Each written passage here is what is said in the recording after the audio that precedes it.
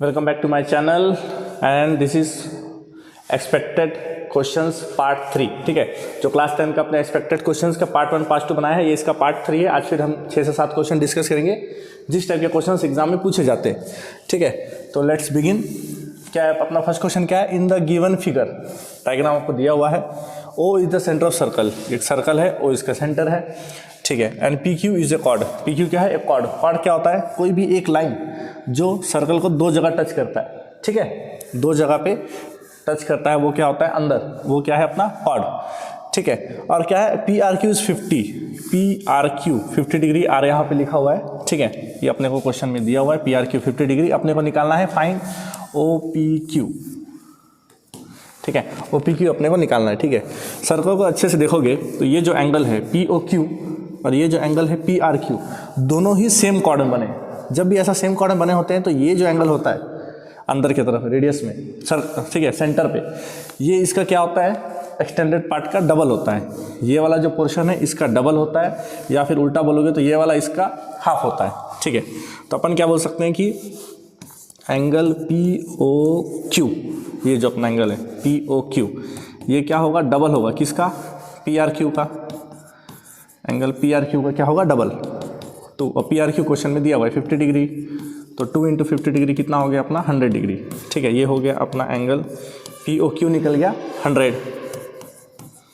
ठीक है, अब अपने को निकालना क्या? ओ पी क्यू, ये एंगल अपने को निकालना है। ठीक है, तो ध्यान से अगर देखोगे तो ये एक ट्रायंगल है ओ पी क्यू, तो अपने ट्रायंगल ले लेते हैं। In triangle O P Q. ठीक है, ओ पी क्यू ट्रायंगल में अगर देखोगे तो ओ पी क्या है? ओ सेंटर वाला पार्ट है, ये देखो सर्कल से टच है, इसका मतलब ओ पी क्या है? रेडियस है। ओ क्यू क्या है? रेडियस है। तो कोई भी सर्कल में रेडियस क्या होता है? इक्वल ही होगा। सब रेडियस का साइज क्या होगा? सेम ही होगा इस सर्कल में। तो अपन क्या बोल सकते हैं कि O P equal to O Q. O P equal to O Q. क्यों? दोनों ही रेडियस है, रेडियस ऑफ ए सर्कल। ठीक है, radius of a circle, O P equal to O Q. अब देखो ये ओ पी और ओ क्यू क्या आपस में इक्वल है? इक्वल है मतलब कोई भी दो साइड इक्वल है, मतलब उसके ऑपोजिट एंगल्स भी क्या होंगे? इक्वल होंगे। इसका मतलब ये इसके ऑपोजिट एंगल ये, इसके ऑपोजिट एंगल ये दोनों भी इक्वल होगा, क्योंकि angle opposite to equal sides are equal. तो ये एंगल का नाम क्या है? O P Q. तो अपन क्या बोल सकते हैं? Angle O P Q equal to angle O Q P. O Q P. क्यों? Angles opposite to equal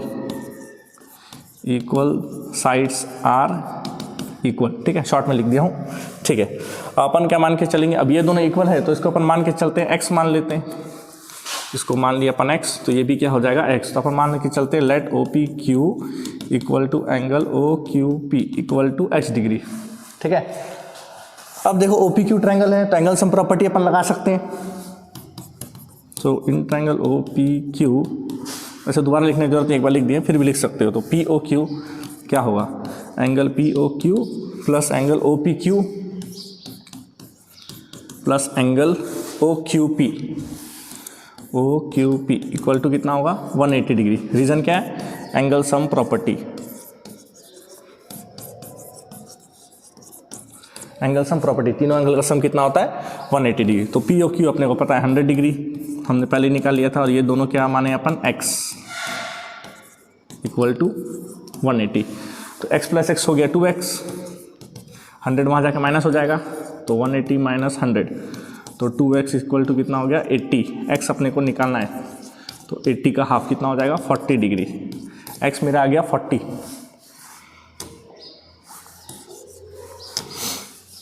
x मेरा आ गया 40 डिग्री। इसका मतलब ये भी 40, ये भी 40। क्वेश्चन में मेरे को क्या निकालने बोला था? O P Q. O P Q क्या है? x है। x कितना है? 40। तो अपन लिख सकते हैं angle O P Q equal to 40 degree. हो गया, खत्म। चलते हैं आगे, बढ़ते हैं second question. Find the mode of the following data given, या गिवन डायग्राम। ठीक है, अपने को क्या हुआ? डेटा अपने को यहाँ पे दिया हुआ है, क्लास इंटरवल फ्रीक्वेंसी। इस टाइप का क्वेश्चन पार्ट 1 में भी मैंने डिस्कस किया हुआ है, उसका एक और रिवीजन पार्ट है। अगर आप वाला बन गया होगा तो ये वाला भी आप लोगों से इजीली बन जाना चाहिए। एग्जाम में इस टाइप का क्वेश्चन आएगा तो सीधा 5 नंबर का आएगा, 4 नंबर का आएगा, बनना ही चाहिए। ठीक है, तो सबसे पहले तो मोस्ट इंपॉर्टेंट क्या बात था? फॉर्मूला। सबसे पहले मैं उसी दिन मैं बोला था कि फॉर्मूला याद हो तो अच्छी बात है, नहीं याद है तो उसी दिन आप जल्दी से याद कर लीजिए। तो फॉर्मूला इसका क्या है, L plus F1 minus F0 upon 2F1 minus F0 minus F2 into H। ठीक है, फॉर्मूला आपको याद रखना पड़ेगा। ठीक है, फॉर्मूला आपको याद है तो इसका मतलब अब अपने को क्या करना है, सिर्फ यहाँ से वैल्यू ढूंढना है। टेबल अपने को दिया हुआ है, फॉर्मूला आपको घर से याद करना पड़ेगा। फॉर्मूला जो कि बहुत ही ज़्यादा इंपॉर्टेंट फॉर्मूला है, 4 से 5 नंबर आपको इजीली दिला सकता है। अब इसका वैल्यू ढूंढना है। वैल्यू कैसे ढूंढोगे, टेबल इस फॉर्म में भी दे सकता है, कभी आपको टेबल इस फॉर्म में भी दे सकता है। ठीक है, उसमें कोई फ़र्क नहीं पड़ेगा, ये आपको दे देगा, यहाँ पे क्लास दे देगा, यहाँ पे आपको फ्रीक्वेंसी दे देगा। ठीक है, इस फॉर्म में दे या इस फॉर्म में दे, हॉरिजॉन्टल दे वर्टिकल दे, ठीक है, उससे कोई फ़र्क नहीं पड़ेगा। क्वेश्चन सेम है, करने का तरीका भी बिल्कुल सेम है। अपने को सबसे पहले ढूंढना है कि फ्रीक्वेंसी सबसे बड़ी कौन सी है। 4, 5, 16, 12, 3, 2, सबसे बड़ा फ्रीक्वेंसी क्या है, 16 है। सबसे बड़ा फ्रीक्वेंसी कौन सा है हमारे पास, 16 है। तो जो सबसे बड़ा फ्रीक्वेंसी होगा वो होगा मेरा F1। ठीक है, F1 होगा तो लिख दो यहाँ पे F1 इक्वल टू 16। ठीक है, 1 के बाद क्या आता है, 2 आता है, इसका मतलब 12 क्या हो जाएगा मेरा F2। मैं यहाँ समझाने के लिए लिख रहा हूँ, आपको वहाँ पे आंसर में ऐसा नहीं लिखना है। ठीक है, मैं समझाने के लिए लिखा हूँ, आपको यही लिखना है जो मैं सोल्यूशन में लिख रहा हूँ। यहाँ डायग्राम में मैं जो लिख रहा हूँ इसको आप एग्जाम में कॉपी नहीं करेंगे ना। ठीक है, और 1 से पहले क्या आता है 0, तो F0 तो मेरा हो गया, F2 हो गया 12 और F0 हो गया मेरा 5। ठीक है, जो सबसे बड़ा फ्रीक्वेंसी होता है उसका क्लास का लोअर लिमिट क्या होता है, L। जैसे सबसे बड़ा फ्रीक्वेंसी है 16, उसका जो क्लास क्या है 20 to 30, उसका लोअर लिमिट क्या है 20, मतलब L क्या है 20। क्या बच गया H, देखो 10 माइनस 0 10, 20 माइनस 10 10, 30 माइनस 20 10, मतलब ये जो क्लास साइज है वो सबके 10 का है। तो H क्या है मेरा 10। सब मिल गया, L मिल गया, F1 मिल गया, F0 मिल गया, F2 मिल गया, H मिल गया, सब मिल गया। सब चीज़ क्वेश्चन में है, फॉर्मूला बस आपको याद रखना है, सब चीज़ आपको क्वेश्चन में इजीली मिल जाएगा। फिर से एक बार रिपीट कर रहा हूँ, फ्रीक्वेंसी में जो सबसे बड़ा होगा वो होगा F1, 1 के बाद आता है 2, ये हो गया F2, 1 से पहले आता है 0, पहले वाला हो जाएगा F0। जो सबसे बड़ा है उसका क्लास का लोअर लिमिट है अपना L, और क्लास साइज कितना है 10-10 का गैप है, तो H का साइज है 10, 5-5 का गैप होगा तो H हो जाएगा 5। ठीक है, अब सबको वैल्यू उठा के यहाँ पे सब्स्टिट्यूट कर दो, इंटू डिवाइड कर लो, आंसर आ जाएगा। L कितना है मेरा 20 plus F1 minus F0, F1 मतलब 16 माइनस F0 मेरा है 5 अपॉन 2F1, मतलब 2 इंटू F1, मतलब 2 इंटू F1 का वैल्यू कितना है 16, 2 इंटू 16 माइनस F0, F0 है 5 माइनस F2 है हमारे पास 12। बस वैल्यू उठा के फॉर्मूला में रखना है। H का वैल्यू कितना है 10 हो गया। सबको बना लेते हैं, 16 माइनस 5 कितना होगा 11। ठीक है, 16 2 जा 32 माइनस 5 और माइनस 12 कितना हो जाएगा माइनस 17। ठीक है, ये हो जाएगा अपना 10, तो 11 अपन 32 में 17 गया, कितना बचेगा 18 19 20 21 22 5 15 इंटू 10। तो 11 को 15 से डिवाइड कर लो, या फिर 11 10 जा कितना होता है 110, 110 को 15 से डिवाइड कर लो। ठीक है, 11 10 जा कितना हो जाएगा 110 अपॉन 15, कैलकुलेशन कर लो। ठीक है, तो 110 को अगर आप डिवाइड करोगे 15 से, 15 6 जा 90, 15 7 जा 105, यहाँ बच्चा 5 छोटा है, पॉइंट लगाओगे 0, 15 3 जा 45 हो गया, पॉइंट के बाद मिल गया 7.3। तो क्या है 20 प्लस 7.3 कितना हो जाएगा 27.3, जो है मेरा इस क्वेश्चन का क्या है मोड। कुछ नहीं करना है, फॉर्मूला बस आपको याद रखना है, वैल्यू सब आपको यहाँ पे देगा, वैल्यू सब्स्टिट्यूट करके प्लस माइनस इंटू डिवाइड करना है, आंसर आपको इजीली आ जाएगा। नेक्स्ट क्वेश्चन देखते हैं। थर्ड क्वेश्चन क्या है, कंस्ट्रक्शन का ये क्वेश्चन है। ठीक है, और ये क्वेश्चन 5 नंबर का आता है। ठीक है, एग्जाम में। तो construct the circumcircle of an equilateral triangle. ठीक है, इक्विलैटरल ट्रायंगल क्या होता है, ऐसा ट्रायंगल जिसके तीनों साइड इक्वल हो और तीनों एंगल भी क्या होते हैं उसके इक्वल। ठीक है, ऑफ साइड 4 सेंटीमीटर, साइड अपने को यहाँ पे दिया हुआ है 4 सेंटीमीटर। ठीक है, write down the step of construction, diagram आपसे बन जाएगा तो स्टेप ऑफ कंस्ट्रक्शन आप लिख सकते हो, कोई बड़ी बात नहीं है। तो अपने को साइड दिया हुआ है 4 सेंटीमीटर, तो अपने को सबसे पहले क्या बनाना पड़ेगा इक्विलैटरल ट्रायंगल, उसके बाद हम लोग बनाएंगे सर्कम सर्कल। ठीक है, तो 4 सेंटीमीटर दिया मतलब इक्विलैटरल ट्रायंगल है, इसका मतलब ये जो आपका ट्रायंगल है ये भी होगा 4 सेंटीमीटर, ये भी होगा 4 सेंटीमीटर, ये भी होगा आपका 4 सेंटीमीटर, तब जाके आपको बनेगा इक्विलैटरल ट्रायंगल।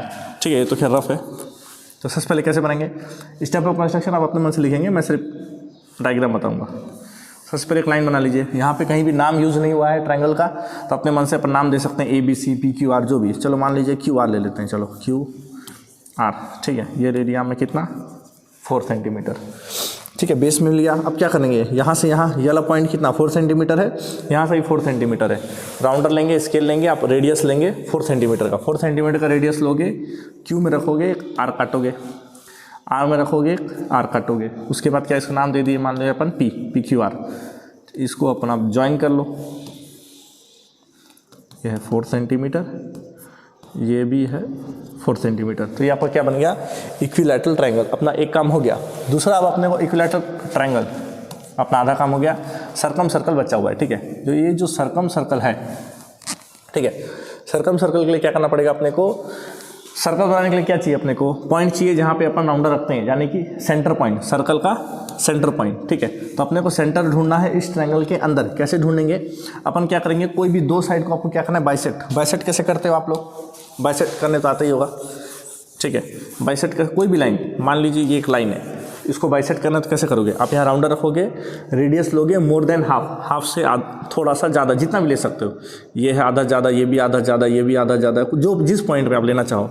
यहाँ रखोगे, कार काटोगे, यहीं रखे ऊपर के काट, नीचे के काट, फिर दूसरे एंड में रखोगे, उसी आर को काटोगे, फिर दोनों को क्या करोगे, जोड़ दोगे। इससे क्या होता है, कोई भी लाइन का सेंटर पॉइंट अगर निकालना है तो अपने को क्या करना पड़ता है, उसको बाइसेक्ट, ठीक है। कोई भी लाइन हो, ये तो स्ट्रेट ऐसा वाला लाइन हो तो भी क्या करोगे, मोर देन हाफ का रेडियस लोगे, यहाँ रख के आर काटे, यहाँ काटे, फिर यहाँ रख के वापस काटोगे, तो आपको क्या मिल जाएगा, सेंटर पॉइंट। वैसे अपने को क्या करना है, इस ट्रायंगल में कोई भी दो साइड लोगे, उसका आप बाइसेक्ट करोगे। जैसे मान लीजिए QR लोगे, यहाँ लिए, मोर देन हाफ, आर काटे, ठीक है, जोड़ दो, ठीक है। चलिए, अब QP को PQ को भी बाइसेक्ट कर सकते हो, या फिर PR को भी आप बाइसेक्ट कर सकते हो, आपकी मन। मान लीजिए इसी को बाइसेक्ट कर लेते। अब मोर देन हाफ तो ले लिए हो, तो ये भी तो सेम ही है 4 सेंटीमीटर, तो यहाँ भी ऐसे, यहाँ से काटोगे, यहाँ से काटोगे, ठीक है। तो जहाँ से भी निकलेगा, जहाँ पे भी दोनों लाइन टकराएंगे, ये आपका हो जाएगा सेंटर। सेंटर हो गया, तो सेंटर से जो R है, ये क्या है, ये आपका है रेडियस। क्या है आपका, रेडियस।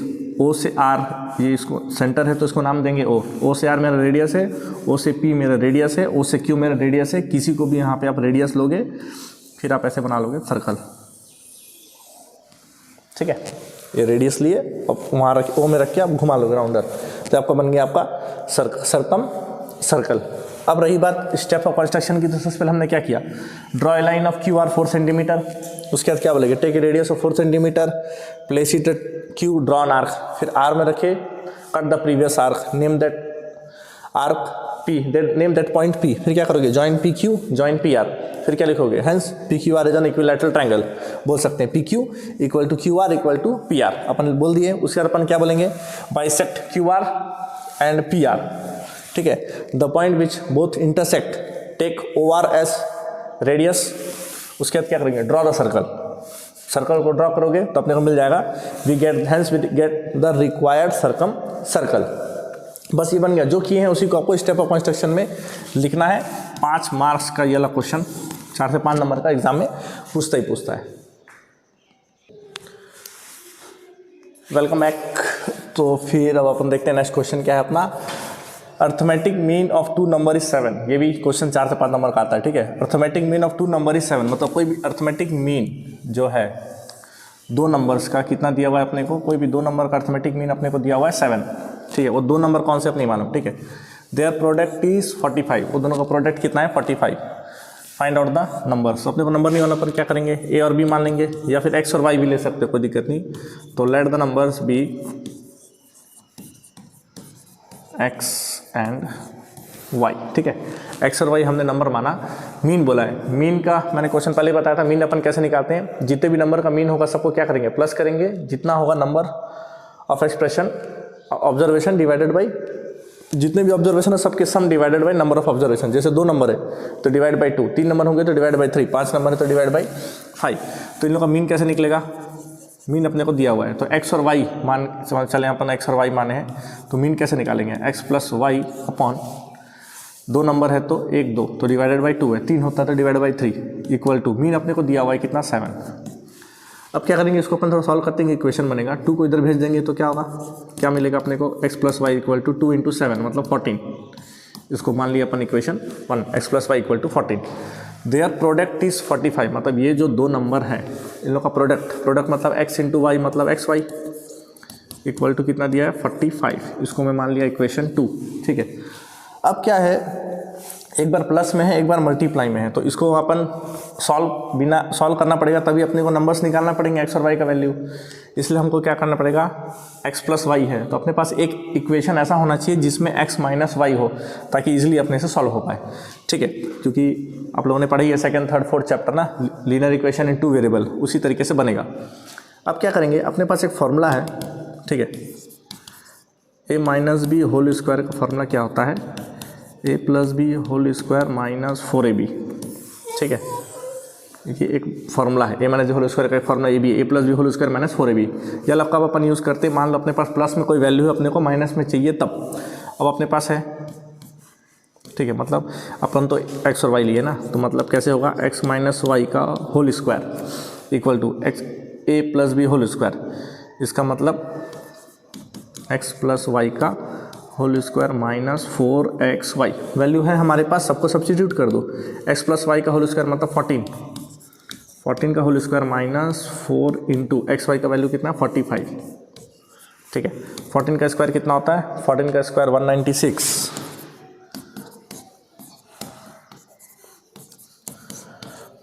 यस 196, 14 का स्क्वायर होता है 196, 45 इंटू 4, 45 टू जा 90, 90 90 180।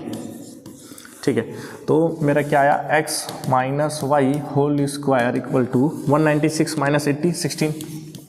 अपने को x माइनस वाई का वैल्यू निकालना है, तो स्क्वायर को वहाँ भेज दूंगा, स्क्वायर यहाँ के क्या बनेगा, स्क्वायर रूट 16 का स्क्वायर रूट क्या होता है 4। इसको दे दिया अपन इक्वेशन 3। ठीक है, अब मेरे पास देखो एक इक्वेशन है मेरे पास, x plus Y 14, x minus Y 4। अब मैं इजीली इक्वेशन 1 और 3 को सॉल्व कर सकता हूँ। क्या कर सकते हैं अपन, एक y माइनस में एक y प्लस में, तो सीधा ऐड कर लो, add equation 1 and 3। First equation क्या है, x plus Y equal to 14। Third equation मेरा क्या है, x minus y equal to 4। Add बोला है मतलब कोई साइन चेंज नहीं होगा, x प्लस एक्स क्या होगा 2x, y minus Y cancel out, 14 plus 4 हो गया 18। अपने को x का वैल्यू निकालना है, 2 वहाँ जाके डिवाइड हो जाएगा, 18 बाई 2 कितना होता है 9। x का वैल्यू मिला मेरे को 9, एक वैल्यू मेरे को मिल गया, y निकालना है, इसी में सब्स्टिट्यूट कर दो। अपने को क्या पता है, x plus Y equal to कितना है 14 है, x का वैल्यू 9 है, यहाँ पे रख दो, तो क्या होगा 9 प्लस वाई इक्वल टू 14। 9 को उधर भेज दो, तो y का वैल्यू क्या होगा 14 माइनस 9, 14 में से 9 का कितना बच्चा 5 हो गया। तो जो नंबर्स क्या क्या है अपने पास, द नंबर्स आर 5 एंड 9, जो अपने को निकालना था, फाइंड द नंबर्स। ठीक है, तो जो दो नंबर ऐसे हैं जिन लोगों का मीन है 7 और प्रोडक्ट है 45 है, 5 9 जो 45 है, सही है। ठीक है, अब मीन 7 मतलब क्या हुआ 5 प्लस 9 कितना 14, 14 डिवाइडेड बाई 2 7। इसका मतलब हमारा जो आंसर है वेरीफाई भी हो चुका है और हमारा आंसर जो है वो सही। Theta upon 1 minus sine theta plus cos theta upon 1 plus sine theta equal to 4। ठीक है, तो इसको अपने को सॉल्व करना है, ये भी क्वेश्चन 5 to 6 मार्क्स का आता है। ठीक है, बहुत ज़्यादा इंपॉर्टेंट है। अब देखो इसमें क्या होगा, अगर मैं डायरेक्ट एलसीएम ले लूँ तो कॉस थीटा के साथ ये इंटू हो जाएगा, ये कॉस थीटा के साथ ये इंटू हो जाएगा, फिर और ज़्यादा कॉम्प्लिकेशन बढ़ जाएगा क्वेश्चन में। इसलिए हम लोग क्या करते हैं, काम करते हैं कॉस थीटा को बाहर कॉमन ले लेते हैं। ठीक है, कॉस थीटा को मैं कॉमन ले लूँगा तो यहाँ क्या बचेगा 1 upon 1 minus sine theta plus यहाँ से भी कॉस थीटा मैं कॉमन ले चुका हूँ तो क्या बचा है 1 upon 1 plus sine theta equal to 4। ठीक है, तो ये है मेरे पास कॉस थीटा। अब अपन लेंगे क्या LCM, 1 minus sine theta 1 plus sine theta का लेंगे अपन एलसीएम। तो कैसे लिखेंगे इसको अपन 1 minus sine theta 1 plus sine theta. ठीक है, क्रॉस मल्टीप्लाई होगा 1 प्लस साइन थीटा इंटू 1 क्या होगा 1 प्लस साइन थीटा प्लस ये उधर इंटू हो जाएगा, तो 1 minus sine theta equal to 4।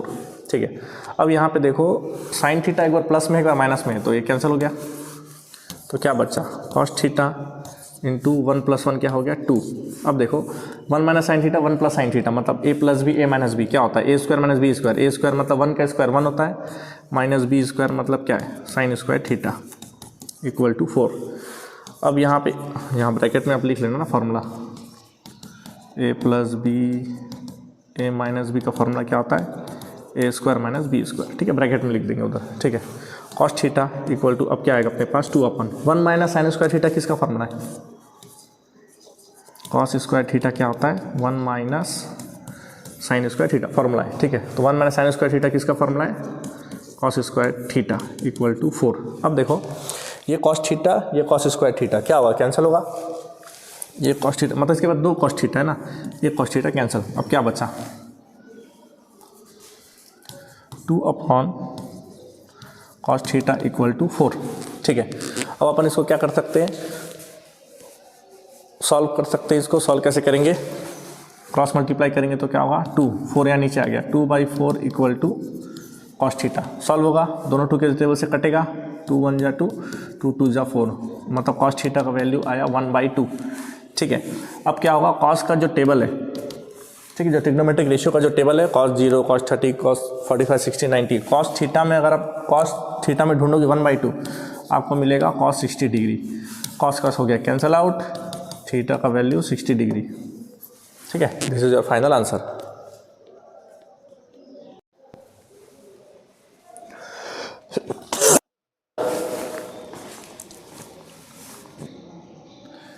Verify that on dividing the polynomial, verify मतलब अपने को चेक करना है, प्रूव डैट नहीं है ना, प्रूव डैट में अपने को आंसर लाना ही पड़ता है जो दिया हुआ है, वेरीफाई में अपन से चेक करना पड़ता है कि वो जो क्वेश्चन में जो कंडीशन दिया वो सही है या नहीं।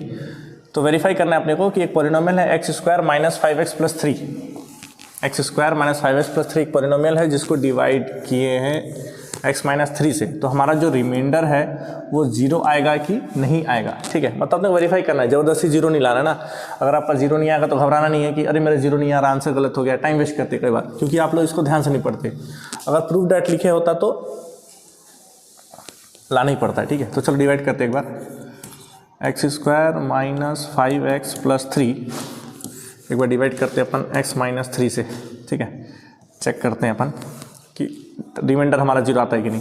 x में क्या मल्टीप्लाई करोगे कि एक्स स्क्वायर आएगा, x into x square minus 3, अब ये मल्टीप्लाई हुआ है तो बाजू वाला बोलेगा मैं भी जाऊँगा, minus 3 into X minus 3x, sign क्या होता है चेंज, प्लस का माइनस माइनस का plus, cancel out, minus 5x plus 3x minus 2x, अब प्लस 3 नीचे आएगा, फिर से पहला टर्म देखना है, x में क्या मल्टीप्लाई करोगे कि माइनस 2x आएगा, इजी है माइनस 2, तो माइनस 2x माइनस 3 भी इंटू होगा, माइनस 3 इंटू माइनस 2